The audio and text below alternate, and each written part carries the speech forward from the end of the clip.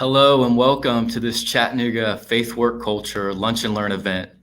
Whether you're watching on YouTube or Facebook or LinkedIn or recorded version of this at a later time, we're so honored that you would carve out time in your schedule to engage this conversation. My name is Jonathan Ingram, and I'm the Executive Director of Chattanooga Faith Work Culture. We're a nonprofit here in Chattanooga that desires to equip Christians to be agents of kingdom renewal in the places that they're called to be, their work, their families, their churches, their neighborhoods, and the city. We truly believe that the good news of the gospel is not only a heavenly reality for our souls one day, but an embodied truth for our everyday lives right now. For more information about the resources, the fellowships, and even some of the things we provide, check out our website. On the website, you can also sign up for our regular newsletter that will keep you informed with the things that we have coming up in the future. Well, as we continue to look back on what we have learned about work, leadership, and faith during this past unprecedented year, we are focusing today on one aspect of the pandemic that affected so many people: schooling. Over the last 15 months, the COVID-19 pandemic has forced schools to completely alter what it looks like to educate our children. With a mixture of virtual and in-person instruction, as well as distancing and mask wearing, our school system has made it through. And today we are honored to speak with the Superintendent of Hamilton County Schools, Dr. Bryan Johnson, about this past year and what he has learned about leadership in the face of extreme adversity. Dr. Johnson is a native of Nashville and a proud product of public education. He has dedicated his career to serving in this field, serving as a teacher, a school administrator, a director of secondary schools, a chief academic officer, and now as the superintendent of schools in Hamilton County. He holds degrees from Austin Peay State University, Belmont University, and Trevecca University, where he earned his doctorate in educational leadership. Dr. Johnson, thank you so much for taking time to be with us today for this conversation. Thank you for having me, John. Yeah, it's an honor to have you. Well, if you're watching and tuning into this, if you do have questions, you can write them in the comment section. I don't know if we're going to have time at the end. We do have a hard stop at 12:45 today, but if we do, put them in there. And if we can, we will try to engage with some of those questions. Well, with that, let's just jump right into it. Dr. Johnson, I'd love to start by just hearing from you. When did you know you wanted to be involved in public education? What are some of the things that pushed you in that direction when you were thinking about your career path and where you were going to go?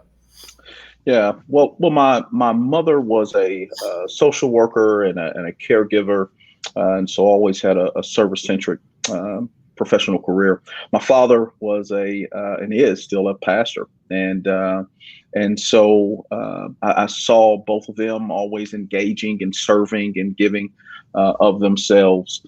And so, obviously as the wise teenager and early college student that I was, I said, I absolutely don't want to do what they're doing. I don't want to get into public service. There's no way I want to serve in that capacity. Like, I want to do something that I can thrive in, and that's not it. So I went to school for business management and really thought I would go into that realm, into that field, no matter if it's entrepreneurial or working for, some corporation, and played ball at Austin Peay. And I remember between my junior and senior year, a coaching change took place. And the new coaching staff that came in said, hey, we want you to stay in town over the summer and not go back to Nashville to a job that I always had. So long story short, they plugged me into an employer, and this particular job was working with significant students that had significant challenges, at-risk youth from across the country. And again, I was going into my senior year. I absolutely fell in love with kids. I realized that working with children was my calling. And so I was fortunate to finish my bachelor's degree in business administration, but be able to go into a master's program and then go into the classroom and teach. So it really, I think the seeds were planted in me very early on. And then when I got that experience and exposure to something that I feel I was called to do, it just was no looking back. That's awesome. And so you've really moved around, as I mentioned in your bio. You've done a lot of different things in different settings in public schools. All of these involve at some level managing and educating and caring for a group of people, whether that's 20 students in a classroom to right now 48,000 students and teachers in our county here. For you, what does it look like and what is your philosophy around caring for the individual needs of those that are underneath you, whether in whatever setting that is? Yeah. Well, Jonathan, I think my vantage point is to pull one of the words that you said. I don't see those people as underneath me. I see my job as serving alongside our teachers and leaders and staff member, and my job is to make them better and to support their work and to carry out the vision of the school board in our goal or our charge to educate children. And so, my role and my day and my efforts are really centered around trying to help people be them best selves in the roles that they're in. It doesn't matter if it's a principal at a school or our chief financial officer or our chief human resource officer or, a community member that's trying to determine how to plug into our schools to make an impact. My job is literally to serve and to help all those folks be their very best, because when they're their very best, it has a direct impact on the 45,000 children that we serve every day. That's awesome. Well, this month marks the completion of your 4th year as superintendent here in Hamilton County Schools. Thank you so much for all your service. As you look back on this time, what are some of the things you've seen the most improvement in our school system, and what are some of the areas you're looking to focus on here as we move into these next couple of years? Yeah, well, I'm so proud and humbled that I work for a great school board and a phenomenal community that is committed to public education, and so I'm obviously most proud. At the end of the day, we are about student achievement, and I'm very proud of the fact that our schools academically have improved. I'm very proud of the fact, and that improvement, to quantify that, the last time there was an assessment, we moved from 130 of 147 systems for student academic growth to second in the state. And so very proud of that. Very proud of the fact that I believe we are better preparing students for early post-secondary opportunities. I believe when I arrived, there was something like 67 certifications or credentials that were earned this year in the midst of the global pandemic. We have over 1,100 certifications and credentials that our students earn, and all that means is that our students are more prepared for post-secondary. So there are a myriad of things. I'm just elated about the access to free broadband that every economically disadvantaged student is going to have as a result of public-private partnership of city and county government, as well as philanthropy and Blue Cross and so many others. And so really excited about those things. I think as far as challenges stepping on the other side of the pandemic, obviously learning acceleration. We were in school 90% of the time. Excuse me, but the first semester, we only had about 65% of our students that chose to be on campus. In the second semester, we had about 85% of our students that chose to be on campus. And so there, even within those numbers, there's going to be a lot of opportunity to make sure that we close gaps and prepare students for the next grade and for the next realm of life. So we are right now in the midst of summer reach, the 3rd week of our first session. Then they'll get a couple of weeks, and then we'll come back and do another 3-week period, and we've got about 6,000 students that'll be in that second round of that and have an opportunity to continue learning with our amazing teachers and leaders there. And so really excited about that. Obviously, we're doing a lot of work around literacy, and we'll continue to do work around early post-secondary preparation. So again, really excited about what we've done, excited about where we're going and the possibilities that lie ahead. That's awesome. That's really great. As you think about leading and all these things you have coming up, a lot of times there's lots of people in our community that care about our education system. And a lot of times the conversation revolves around how do we get more money and financial resources to the schools and what they need. Outside of money, though, as you think about caring for and stewarding the education system, what are some of the important things that our system needs to flourish outside of just the budgetary restrictions or things that we have there in place? Yeah, well, Jonathan, I appreciate you framing the question that way. I think we always know that,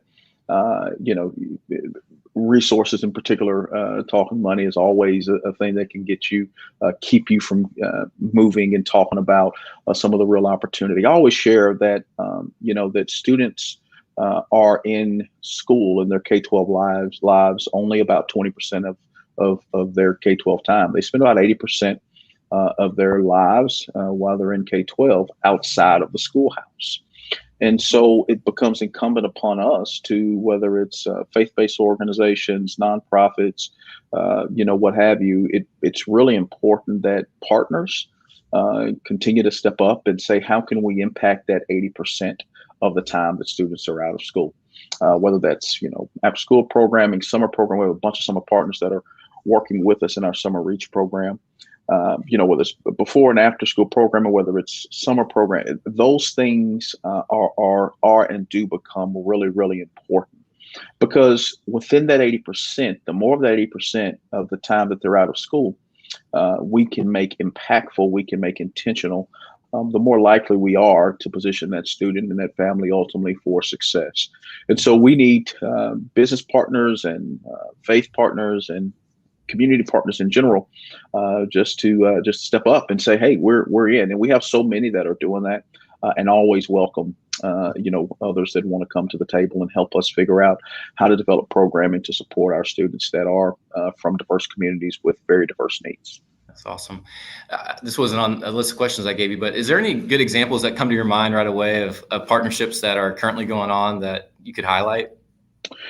Yeah, I would point, there's so many. I would point to a couple, three, briefly. Obviously, I mentioned HCSA Connect that has so many partners that have stepped up, EPB being at the really center of that. Our virtual learning center. So this summer, I mentioned the fact that we had 65% of our students, or during the school year, we had about 65% of our students first semester on campus, about 85% second semester. What we realized first semester is that a lot of the students that were not connected, that were in quote unquote at home learning, were not being monitored and supported by an adult. And so we were able to approach our faith community and say, hey, would you all be willing to stand up virtual learning centers? So the parent may not be comfortable bringing them to the school, but they may be comfortable in a controlled site. What kind of capacity do you have? So that was a great partnership that we had there. So there are a couple that I would throw out there. We also have a lot of out of school time providers that are partnering with summer reach sites to make that learning day a full day. And so, instead of, school ending at 3:00, they're offering after care programming that's allowing that day to go to 6. And that aftercare programming, obviously there are, outdoor and indoor fun activities, but there's also STEM related activities, problem-based activities that go on during those times as well. So there's just a myriad of examples in our community of partners stepping up and really helping us support our children. That's awesome. Well, it's kind of speaking specifically though of this past 15 months and the pandemic. Back in March of 2020, the school system had to go virtual really quickly. And as you look back on that time, what are some of the immediate needs that you knew you needed to address right away? And how did your leadership have to change on a day-to-day basis pretty quickly as the world kind of shut down overnight almost? Yeah. So what a difference a year makes. And so, when I go back and think about last March, a little more than a year, and really the entire country pivoting almost to virtual learning, we knew pretty immediately that that there were three things that we really needed to do. One, we knew pretty immediately that we needed to determine how we could continue to feed students and meet those most foundational needs that you often forget. So many of our students count on breakfast and lunch at school. And so when you cut those meals off, it's problematic. So our school nutrition team and community help us feed or serve over 3.1 million meals during that period.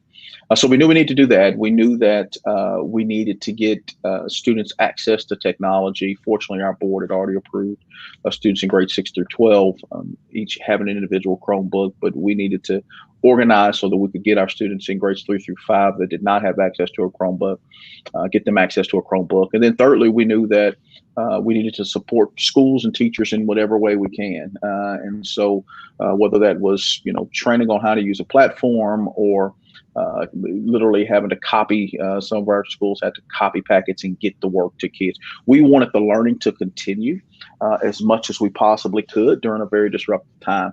And go back and remember, in March when this thing first hit, we literally thought that, okay, we'll be out a couple of weeks and then we'll return. We literally went to spring break a week early. Spring break was going to be that next week. We just, okay, we're just going to take this whole 2 weeks. And by the time, that next Friday of spring break, this will be done. Little did we know that, here a year and a half later, we're still working to navigate it. So those were kind of the immediate things: the food, the continued learning, the training and support for teachers and leaders, and access to technology were kind of some of the immediate things we knew we had to address. What did that look like for you, though? That's a macro level. For you personally, what did it mean for you and your leadership, and how you thought about your day? Yeah, so we really pivoted to everything almost became a project.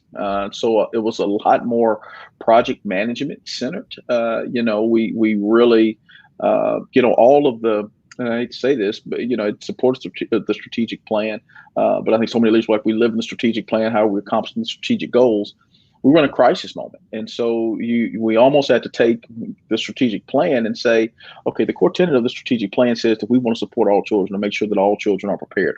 Right now in this moment, the goal within the strategic plan, the KPIs and all that stuff, isn't as important as dealing with the urgent. So we had to really take some of that long-term stuff almost and say, we're going to put it on pause. We're coming back to it, but we got to put it on pause because there are immediate things and steps that we've got to take and do right now. So, there became a lot of project managed teams, cross-functional, cross departments where, which was a great growth opportunity, I think, for ourselves and most organizations. Like, we really, our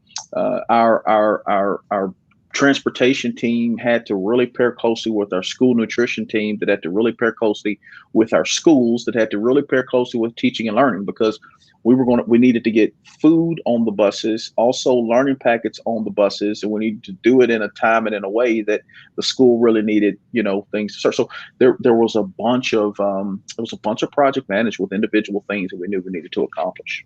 Yeah, no doubt on that.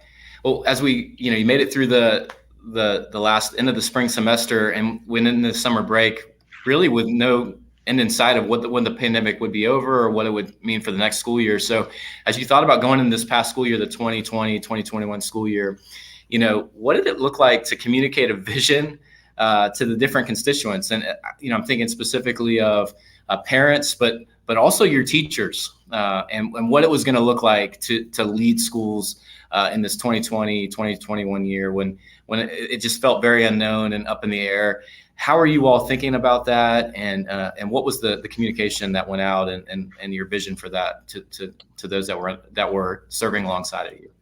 Yeah, so it's tough as leaders.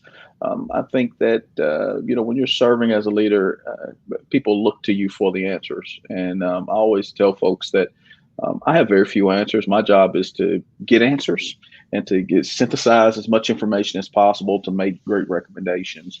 And I take seriously, I don't take lightly the recommendations that we make around the work, because we know it's going to have an impact on children. That was a moment in time where it was so different from anything that we had experienced in public education. You're not talking about a literacy curriculum or a math curriculum or, selection of a principal or any of those kinds of things.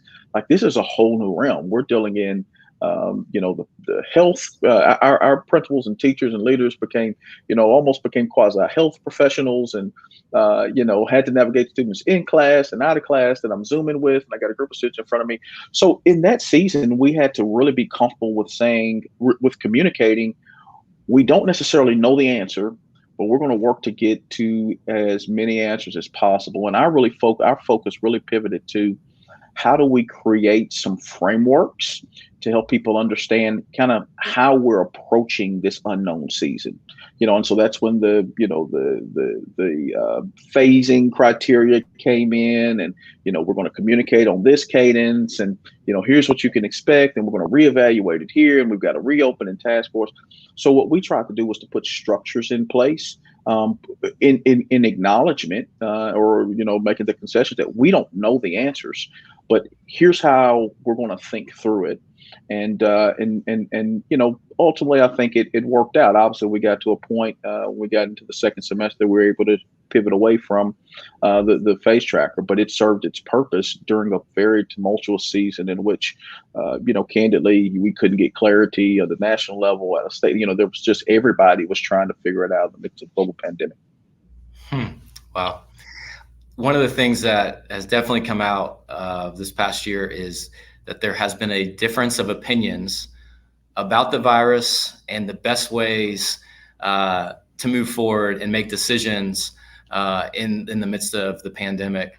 What was it like for you to balance the different opinions about the virus, and what was the best route forward as you were trying, as a leader? I know you're trying to care for the good of others. You're trying to steward what you have in front of you, and knowing that no matter which direction you go, not everyone's going to be happy.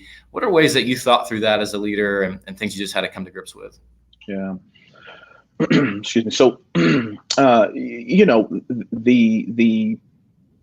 COVID, because there were so many mixed messages nationally, around it, I don't think anybody had real clarity on how we would navigate the waters, and in particular, schooling. Right. I mean, that just became a very contentious area. And so, when I go back and think about it, what I always focused on was, one, are we communicating clearly with safety at the center of what we do? Are we taking in the newest information, no matter what it says, from CDC and other really respected health areas and folks on our reopening task force team that are in the medical profession to inform our decision making? Because all of a sudden, school districts were thrust into being medical recommenders, and that's not a place I didn't go to school for that. And so I think there's this acknowledgement that I need to defer to expertise as much as we possibly can in making the recommendations, and also doing that with the sensitive. I know there were people that said, okay, well, get them all back to school and, get them out of mask. And then there were people that said, don't take them to school and, everybody be in a mask. And so, we had to balance what we, really felt in our heart of heart was right for students in regards to being in and having an option to be on campus, while still being very mindful of the fact that COVID changed many people's lives, many people that are close to me forever. Because they lost loved ones. I mean, I've got members of my senior team that, lost loved ones forever.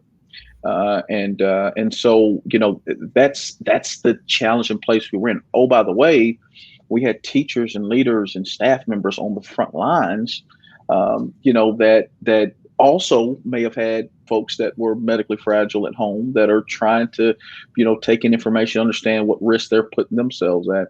And so it just was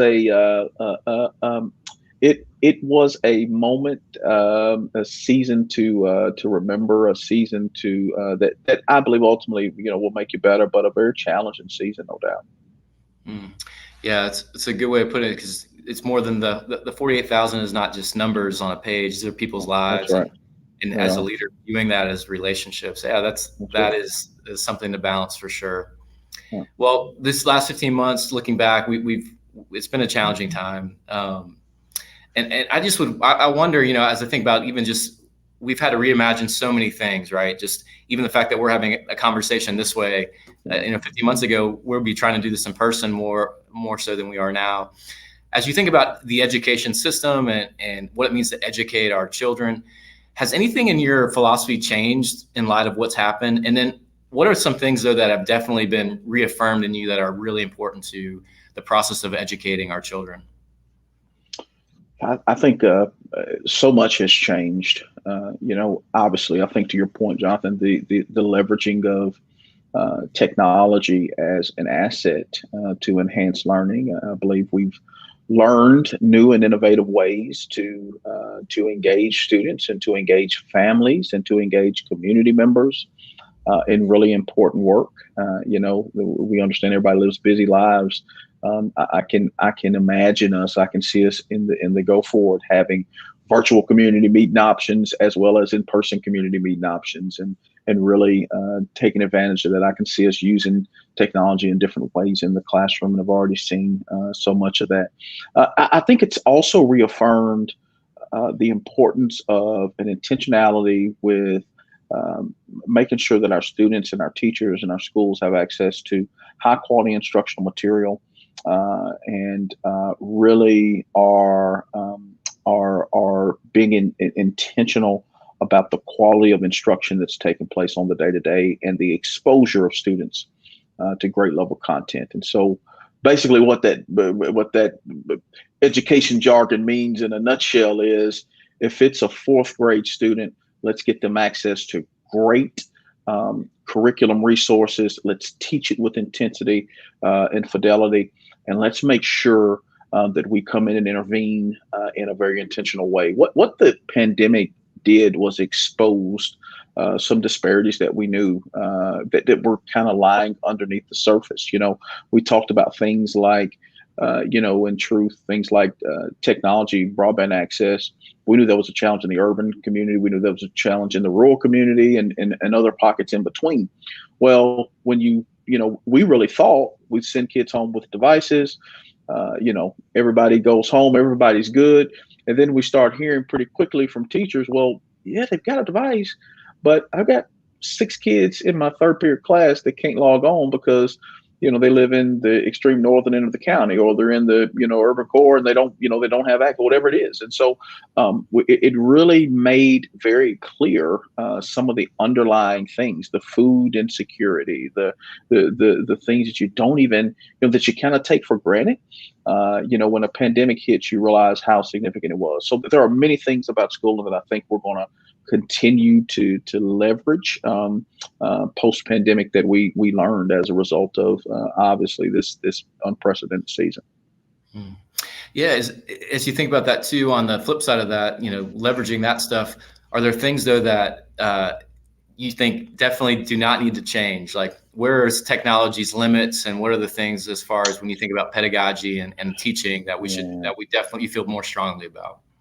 I feel more strongly about the importance of, I know our community, I believe our community feels even more strongly about the importance of a teacher. I will tell you that as the father of a third grade student, fourth grade, I guess, going to fourth grade now, but working with and through some things with him and dealing with, let me just call it the energy and all this stuff that comes with, our children, our teachers.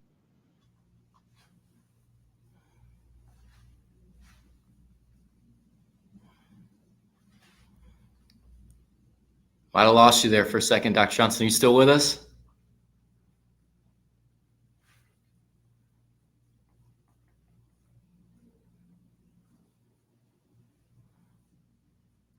Well, we will try to get Dr. Johnson back here.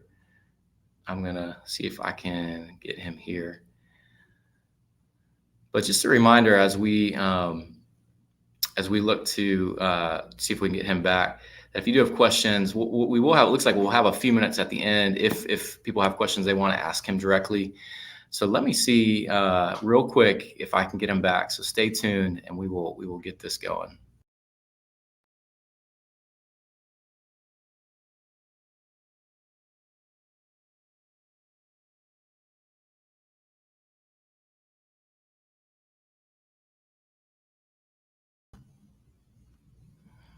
All right. Hey, Dr. Johnson. Hey. I think we lost you there for a second. No worries. This part of the technology, why we need the teachers in person too, right? Teachers in person are so critical. On cue, the technology went down. Yeah, no, I think we got cut off a little bit. You were just talking about your son's experience and the importance of managing that. Yeah, I believe our parents got to see firsthand just the impact of teachers, and technology is great. It is a resource. It can enhance what teachers do, but our teachers and leaders do an amazing job. I also must say this: our leaders and our staff. I just don't believe people realize all that really went into, standing up a school district that is as diverse as ours is, with urban, suburban, and rural, and and a myriad of perspectives to your earlier point on what and how we should approach COVID, and the way people responded just leaves me forever grateful and humble. That's awesome. So you kind of touched at this a few times, but I don't know if there's anything specific you'd like to mention. But as you think back, what are some of the things you're most proud of as you think about how your team handled all the uncertainty and changing and the circumstances that surrounded the last 15 months? I'm proud of the resilience of our teachers and leaders and our staff, and the way in which our board approached this pandemic. I'm proud of so many of the lessons learned as a result of it. And so many of the opportunities that have been developed and created as a result of it.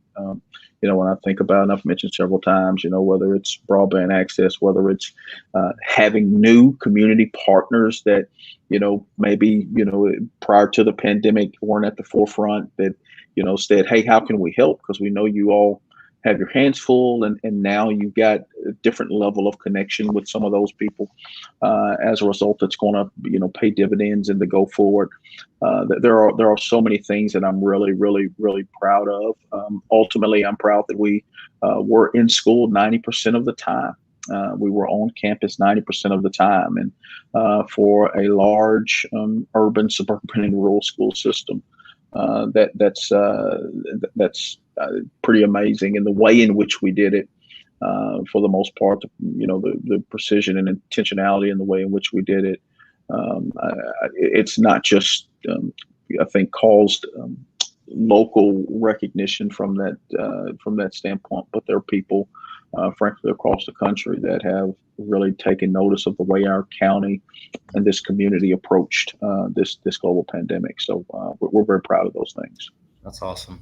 Well, I would be remiss not to ask you this last question and have this be a part of our conversation. But you're a strong person of faith, and that's an important thing to you. And as our organization is really, we want to help people begin to imagine what it means that their personal faith informs and is part of what it means for them to work, whether it's in any setting. And so I just wanted to ask you, what are ways that your faith informs your leadership and how you lead?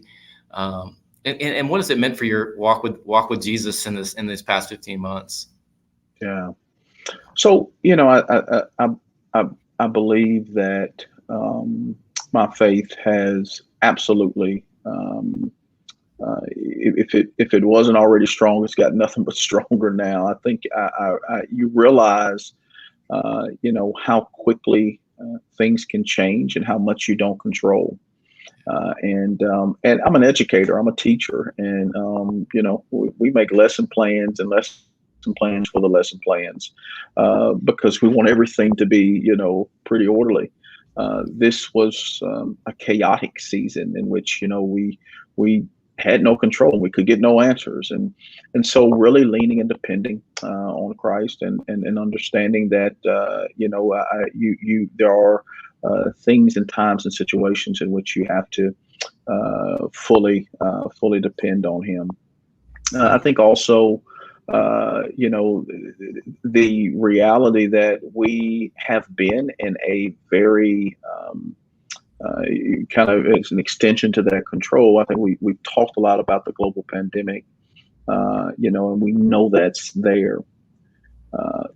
There also has been, and this is all weighed on, I believe, educators and district leaders, and I think our community and the country at large. We've had really strong political division that's taken place. We've had, racial tension at a level that's, not been seen in my lifetime. And we also, oh, by the way, Hamilton County, Chattanooga got hit by a tornado, and so all of those things enter into school because they enter through, the heads, the hearts, the minds of our students and the emotions of our students, and our teachers feel those things and our leaders feel those things, and so feeling that weight and responsibility to serve in this season, it's absolutely been that. So it's one of those situations where I begin to realize, Bryan, you can't, I don't care what plan you've got, you might as well throw that plan away because you have no control.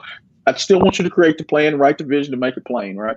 But I'm in control, and so I need you to fully depend and trust on me. And I think for me, and I share this, this setting, I had COVID, I got COVID, and I realized at that point, it's having a reckoning, and it was like, okay, hang on. You are the weight and the enormity of the challenges this year were just so significant. And so, scripture teaches cast your cares. And so it was one of those situations where I said, okay, look, I'm at that place. So, I think understanding as a leader of faith that, this was an extremely challenging, and is an extremely challenging season. And the only way through it is to lean and depend on Him. Has really been kind of my mantra, and I believe I'm the better for it as a leader of faith.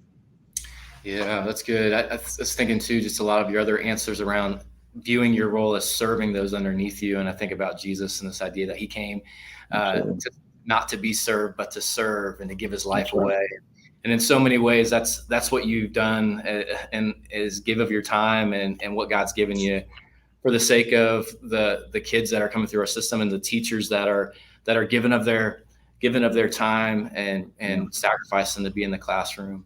So thank you so much for your service. Thank you for taking the time today to kind of talk through these past 15 months, and also share a little bit about what it means for you to rely on Christ in the work that He calls you to do. Absolutely, my pleasure.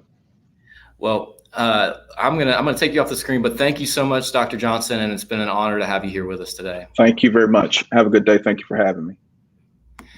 Well, thank you all for tuning in and joining us for this conversation with Dr. Johnson. I pray that it was an encouragement to you as you've gotten to hear a little bit of behind the scenes of what it meant to lead Hamilton County over the last 15 months. I hope that it gives you something to be praying for the leadership to come, and a new appreciation for the work that our school board and Dr. Johnson and the teachers have done to care for our students. Again, just want to let you know, if you want to engage with any more of our content, please check out our website. We have lots of things there, a blog series on book recommendations for the summer right now. We have some fellowships we're recruiting for that are starting up in September, that if you would like to do a deep dive on what it means for your faith to inform the things that you do 9 to 5 through the week, we'd love to have you consider those as well. So take a look at our website. But again, thank you so much for joining us and being a part of this conversation. I pray that's been a blessing to you. Have a great rest of your day.